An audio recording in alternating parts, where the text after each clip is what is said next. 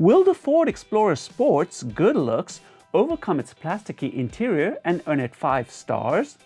Find out from a real owner along with his top likes and dislikes. So I have a big family and toys and sports, so I always wanted a bigger vehicle, a sports utility vehicle. I did drive a larger car before, a Chevy Tahoe, and that was just too big. The Explorer is classified as a mid-size SUV and is designed to be a family hauler. It occupies a nice spot between compact SUVs and full-size ones like the Chevy Tahoe. It's a crowded segment and the Explorer is priced to compete. So here's what Paul likes about it. The looks I like. I mean, we all kind of like what we drive. We want to look good in our clothes, whatever it is. And it's got a nice shape. It's not too boxy. It's not round. I do like sort of the black color. It's a little, hides away. I agree. The Explorer is a handsome SUV. The Sport is the top-of-the-line trim in this 2014 model. It comes with 20-inch wheels, a black grille with Explorer lettering, and blackout treatment for the headlamps and tail lamps. What I liked about the size was it's not too big and it's not small, so I was able to get a lot of things into it, and it fits into smaller parking spots, and it also turns, has a really nice turning radius. Given that this is a mid-size SUV, there is a good amount of cargo space. Even with the third row up, there's 21 cubic feet, and with both rows down, there's an impressive 80.7 cubic feet. The third row seats can be a little tight, but are fairly easy to lower and raise.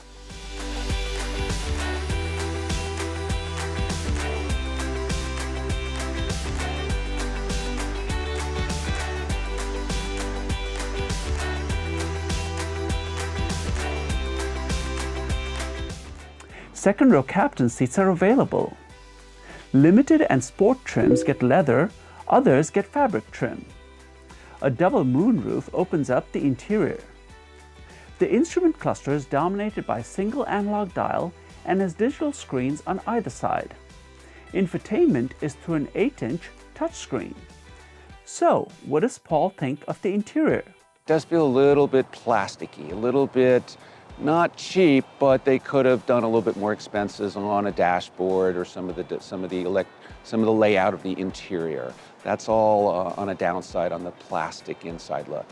I have to agree with Paul. For top-of-the-line sport trim, I think the interior finishes could have been better.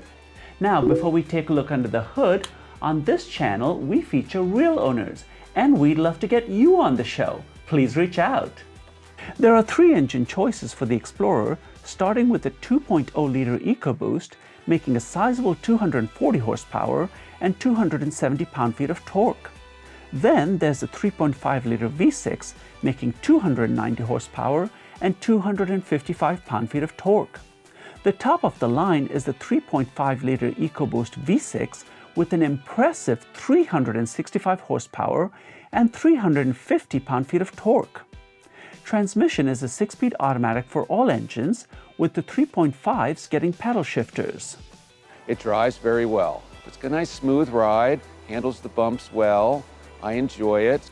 The 2.0-liter engine comes only in front-wheel drive. All-wheel drive is available in the 3.5-liter and is standard in the 3.5-liter EcoBoost. Drive modes include mud, sand, and snow. For the 3.5-liter EcoBoost, EPA mileage is 16 city and 22 highway. But what does Paul actually get? I was hoping to get into the mid-20s.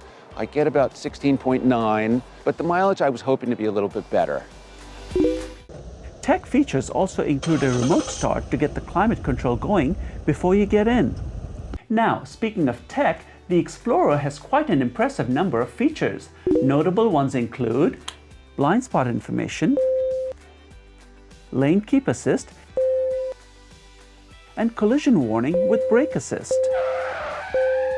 Got a super nice feature, which is the cruise control, and it's adaptive. So it'll follow behind another car and you can set the distance between your car and that car. Now, when you're buying a used car, it often doesn't come with a warranty, so you want to be careful about maintenance costs. How reliable has the Explorer been so far?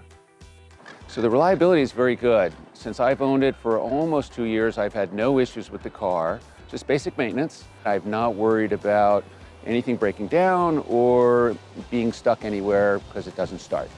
So, how many stars does Paul rate the Explorer? I would give it 4 out of 5 because it met all my criteria and it continues to drive well. It's American made, so it's domestic, it feels good. If you're considering a Ford Explorer, take a look at our owner reviews of some of its competitors.